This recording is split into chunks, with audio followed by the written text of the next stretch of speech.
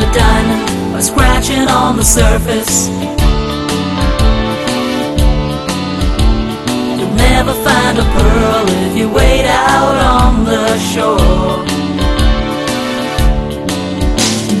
That's the way it is when you're looking for the answers. Wisdom lies deep, wisdom lies in the search. Look a little deeper, go a little further, search a little harder. Don't you know you've got to grow? You know you've got to grow. You know you've got to grow. You've got to grow. Hello and welcome to yet another inspiring season of Probe, Season 11. In this season called Questions That Demand Answers, we are going to deal with some tough questions that have always puzzled the non-believers and even some believers. We are extremely happy to have Reverend Sudhakar Mondithoka with us to answer all our questions.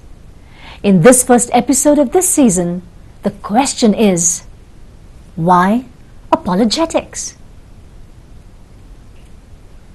Here is Dr. Nirmala Abraham in discussion with Reverend Sudhakar. It is my proud privilege and my pleasure to welcome Reverend Sudhakar Mondithoka to the sets of Probe today for this brand new season of Probe called Questions That Demand Answer. Wonderful to be with you, sister. Thank you for having me in this very important program. Thank you for agreeing to come. Reverend Sudhakar is the Secretary and Treasurer of Global Telugu Christian Ministries. He is a visiting professor of Christian apologetics, contemporary world religions, ethics and philosophy of religion at Southern Asia Bible College, Bangalore, and several other seminaries. Until recently, he was the pastor of the English congregation in Centenary Baptist Church, Secunderabad. Right now, he is the director of HITA, and that is Hyderabad Institute of Theology and Apologetics. Am I right? Yes, ma'am. Yes. Reverend Sudhakar, welcome to Probe. We know that we are going to have a great time with you as we learn from your wide knowledge of apologetics and the Word of God. We want you to tell us all about apologetics. And today's first episode of this season is called Why Apologetics? What is meant by Christian apologetics? Is it an apology for something? Well, apologetics is actually not at all about apologizing. If it is anything, it's actually about Christians showing and proving that they have nothing for which to feel sorry about and apologize to others. Just the opposite of It's that. exactly the opposite. Right. The English word apologetics comes from the Greek word apologia. And that word literally means a verbal defense, Okay. kind of legal defense that an advocate or a lawyer puts forward in a courtroom in defense of his client. That's interesting. So it's a verbal, reasoned, evidence-based argument Okay. in defense of a particular position or view. And that word can be found in 1 Peter chapter 3 verse 15 and at least 20 other places. Oftentimes people think that apologetics is actually not from the Bible. It is a modern invention. But that's not the case. It's a very biblical term. There are many in the Bible whom we find practicing this discipline. In 1 Peter chapter 3 verse 15, the first part, this is what we read. But in your hearts set apart Christ as Lord. Always be prepared to give an answer or apologia to everyone who asks you to give the reason for the hope that you have. You know, that word apologia is translated here in NIV as answer. But if you Okay. go to other versions, it is translated as defense. Okay. Or if you go to some, paraphrased versions, it would be give a well reasoned out answer back to the questioners. Okay. So that's what apologetics is all about. Okay. When others ask us questions about our faith, what we believe, what we practice, we are under obligation to give a well-reasoned, evidence-based verbal response so that they might know that what we are presenting to them, what we are believing, is actually true. Okay. And here in 1 Peter chapter 3 verse 15, we are actually commanded. So if somebody asks us, it is our duty to explain and reason out what we believe and why we believe it. Am I right? Absolutely. Yes. You have said it very rightly. I read somewhere that the German philosopher Immanuel Kant, he was a person who loved taking long walks on a summer evening, and he would just think and reflect and sit down somewhere, then walk again. And one day when he was sitting down and he was reflecting upon life, a policeman got very suspicious, wondering what this man was doing. He came up and said, "Sir, what are you doing?" So he said, "I'm thinking." So he said, "Who are you?" He said, "That's exactly what I'm thinking about. Thinking about. Who am I?" So an apologist must use logic and reason to explain his faith about God, about the Bible, and about life itself. Who am I? Why am I here? I want you to tell us about the role of apologetics. Now, can't God defend himself? Does he need human apologists to defend him? Why is it that we are doing this? Wonderful. I would say yes. God can defend himself. And God does defend himself. But the interesting truth is, God's method is mankind or humankind, you and me, all of us Right. who know him.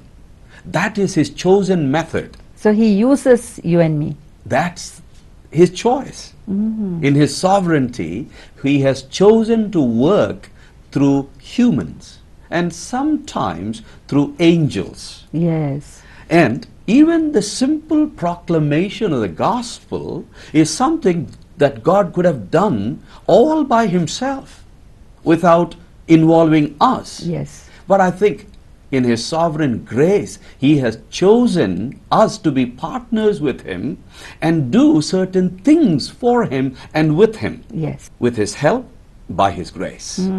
So, And- in other words, apologetics sort of clears away some of the rubble from the people's eyes so that they can see the gospel very clearly. God uses us instead of speaking from heaven. That's right. In fact, Paul, writing to Romans in chapter 1, verse 16, says something very profound. Yes. And I love it. He says, I'm not ashamed of the gospel, for the gospel is the power of God unto salvation. And God wants all humans everywhere to be saved. Unless they hear the gospel message and make a response to it, they can't be saved. But when we try to share the gospel, people invariably ask us questions. Yes, they have doubts. They raise questions and raise objections because of the doubts they might have Yes. on the inside. So what you are saying is that when they ask a doubt, we are not supposed to hit them on the head with the Bible and say, just believe. By faith you just have to believe it.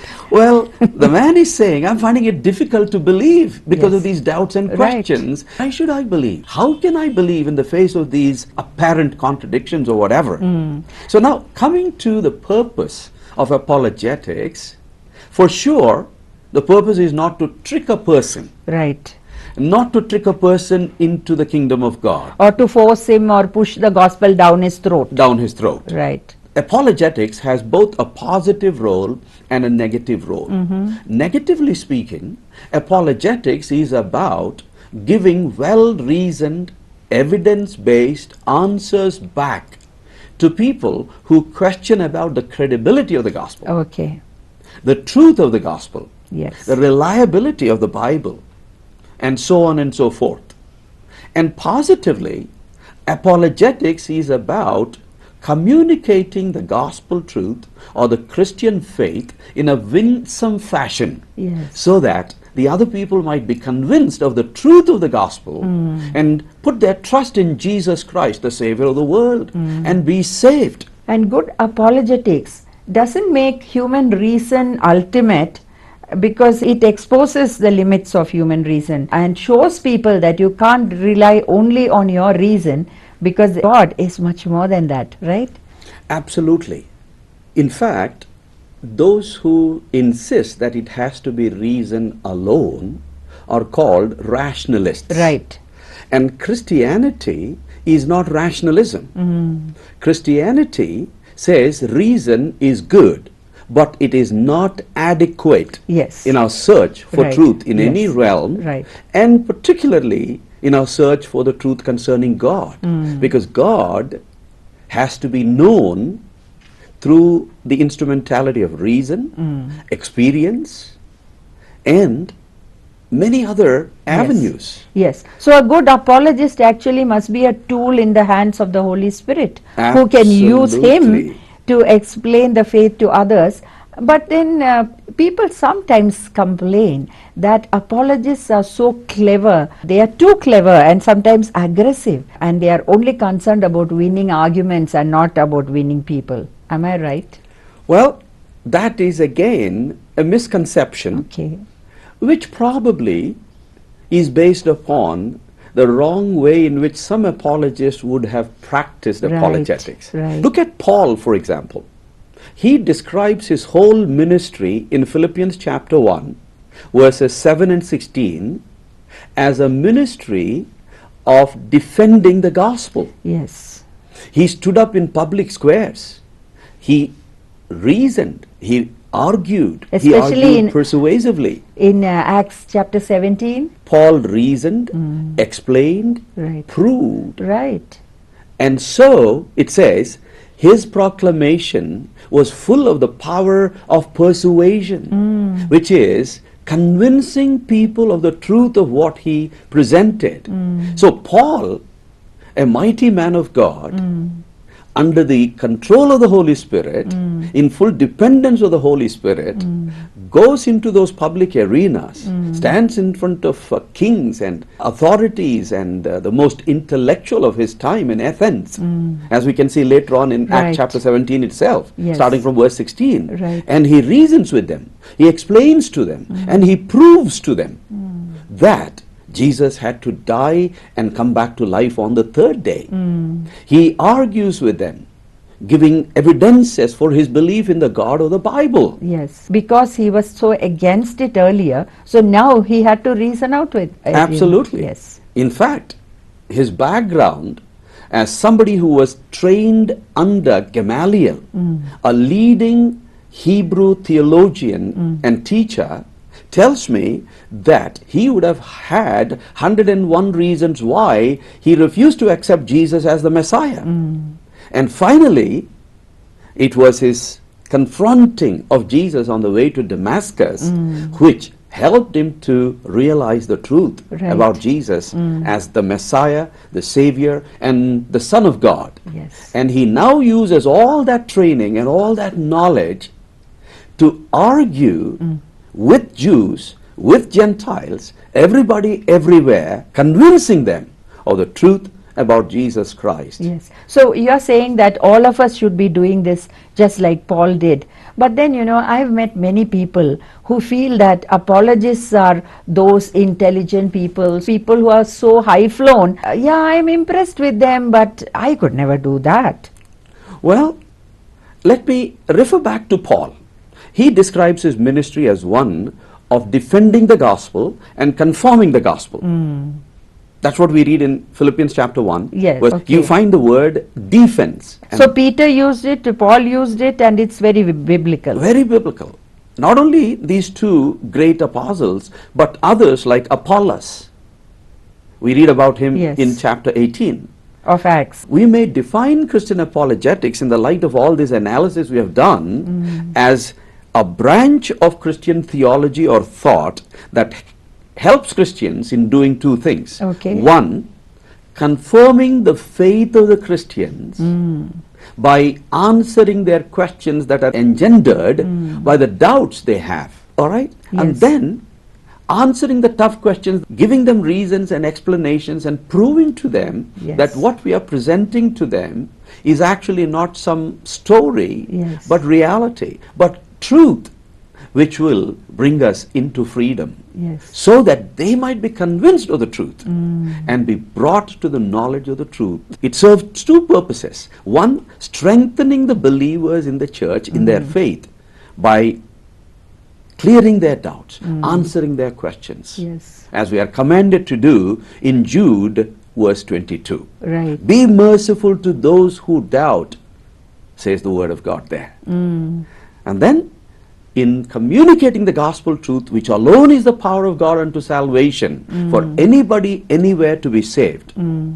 And if I may add, while we meet with people, even socially, it adds like a resource, like a tool for conversation. You can start a conversation with anybody, even at a party or at the airport or railway station, sitting in a train. You can start a conversation. What do you think is the meaning of life? And where did you come from? And why are you here? And that makes very interesting conversation. You can make them think in those lines. Absolutely. But is it necessary to argue about our faith and about all these things? Because some people think that you will be depending upon human wisdom and it may lead to arguments, they say. Well, if by the word argument they mean quarreling, then we should not argue. Yes, it should be like a discussion, Uh-huh. friendly argument. That's right. In fact, there's a specialized approach to apologetics which is called conversational apologetics. Yes. Using the principles of apologetics in any ordinary conversation, if we know how to raise some good questions, make our friends think, in the process of making them think, we offer the intellectual credibility of the gospel. Yes. Now, coming back to that question of argument, in 2 Timothy chapter 2, 24, Bible clearly says that a servant of God must not quarrel. But same Paul who says that goes on to say that even those that oppose him, a servant of God must be able to instruct, teach, Yes. in the hope that God will grant them repentance and that they may come to the knowledge of the truth and escape from the trap of the devil who has taken them captive. In 1 Peter chapter 3 verse 15, we are commanded to reason. I think that's because Jesus himself said, Yeah. to love God and to love your neighbor with all your heart and mind and soul. So mind, you have to love God with all your mind, which means you have to think. Mind is given Absolutely. to us to think and reason out, right? That's why in Romans chapter 12, it says, let your minds be transformed, Yes. renewed. Yes. So only when our thinking is renewed Yes. and transformed, we are transformed in our living, in our Yes, character. Yes. And when our thinking is renewed, then our actions are renewed. Renewed. And then our whole nature is renewed. The Bible says that we should put on the mind of Christ. Absolutely. Yes. And apologetics is a tool for that. Absolutely. So that's one way in which Yes. the mind of Christ working in us helps us Yes. to be real Christians who are Right. following the example of Jesus, who reasoned with his critics, Yeah. who argued with them. If you Yes. go to Matthew's Gospel, Yes. chapter 22, any number of arguments, Yes. but without And he quarreling. questioned them all the He time. raised questions, yes. Yes. And he answered their questions with profound insight. Yes. He uses, without saying it in so many words, Right. the principle of cause and effect, Yes. and says, you look at the universe, the creation, the creation speaks to you loudly and clearly that there must be a creator. So much so that those who deny the truth about the creator God are left with no excuse. So the truth about the creator God is made so clear by the creation, which like a pointed finger directs our attention to the creator, the infinite, invisible, spiritual being, God, who brought this cosmos into existence, that when we are quizzed, we will be left with no defense, Yes. no apologia Right. for our disbelief in the truth about God. Whereas those of us who believe have solid defense, solid evidences in support of our belief in God. So he did it in the first century. God knew in his foreknowledge that there will be such times when people will raise questions, raise doubts, and create confusions in the minds of other people through their books. Right. That's why when Da Vinci Code was published, Yes. I was in many university campuses among so many professors, researchers, giving lectures on that. It was pure fiction, but people thought that it was the truth. Truth, because he makes some confusing claims that right. it was based on historical truths. Right. And it's actually not true. Yes. It's all concoction. Yes. At the same Thoughts. time, the Bible says that we need not answer a fool according to his folly. Yes. So we have to choose the questions to answer. Because if it's a foolish question and he is not asking because he really wants to know the answer, but he is just asking to create trouble, we need not answer, right? Absolutely. In fact, Dr. John Stott, a mighty man of God who passed away a few years ago, he received a letter from somebody. And that somebody said, "Can you prove to me that Jesus rose again from the dead?" And something within him, I think it was the prompting of the Holy Spirit, said to him, "Write back to this man before you actually answer his questions." And so Dr. John Stott writes back to him, "Suppose I answer your question to your satisfaction beyond any reasonable doubt, would you then be willing to accept Jesus as the risen Lord of all Yes. and make him the Lord of your life?" And he responds and says, "I will never." Then Dr. John Stott writes back to him and says, "If you are not willing to accept the truth, I don't need to waste my time Yes. explaining the truth and proving the truth to you." We should use discernment. It also says, answer a fool according to his foolishness also. You know why? I have seen it working very well. In public places, when somebody trying to outsmart you raises a question and you know that it's a foolish question, you have to answer back and show to him that his question is a foolish question. Yes. Not to shame him Yes. or humiliate him, No. but to let the others know who are watching, who are following this conversation, Yes. that that question, although it appears to be a very powerful, solid question, is actually a nonsensical question. Yes. So that means what you're saying is that as apologists, we should be humble and we should be godly people. So even as we are reasoning with people, our attitude is important. Oh, you have said it so well. In fact, 1 Peter chapter 3, verse 15, but the second part says, "But do that with gentleness and respect." right. Why do we respect people, even those that argue foolishly, attackingly, sarcastically?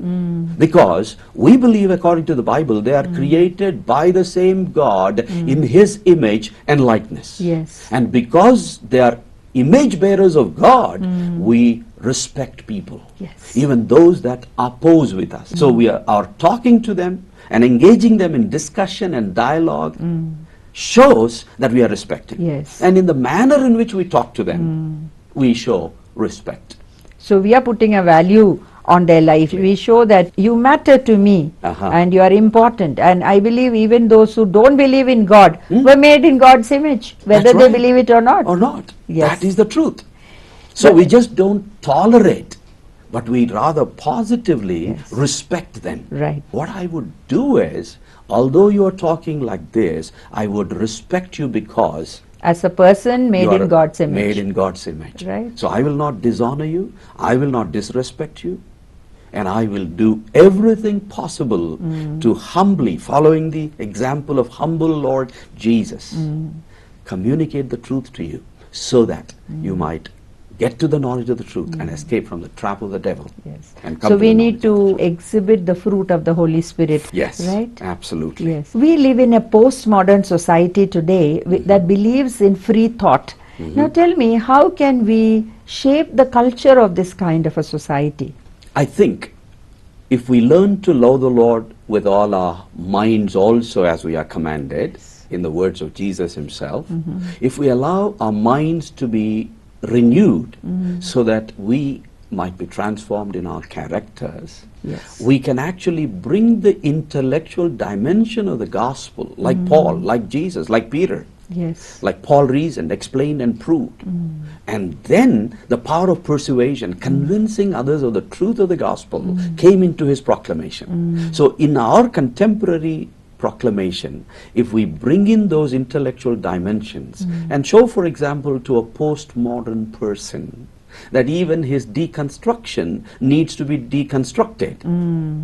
Even if you show to a relativist that his relativism Yes. cannot stand, Right. because if everything is relative, his view that everything is relative becomes relative. Right. That means it'll end up proving that there is something called absolute truth. Reverend Sudhakar, we have learned so much from you. We thank you so much. We hope to learn much more from you in the weeks to come. We have 18 episodes with you, and we hope that we will learn much more from you. Thank you. Dear friends, we live by trusting God and His Word, which is trustworthy. People may mock and ridicule it, but it is real and it works. It changes lives. Trust the Lord Jesus with your life and experience the difference that He can make in your life. Wow, that was mind-blowing. Apologetics is not for defending poor God who cannot defend himself. Apologetics uses logic to clear away some of the rubble that obscures the gospel from clear view. A good apologist follows the example of Apostle Paul, who reasoned out his faith with people. So join us every week as we answer more questions. If you have any questions, write to us at writetoprobe@gmail.com. Till next week, this is Delphine signing off from Probe. You've got to probe.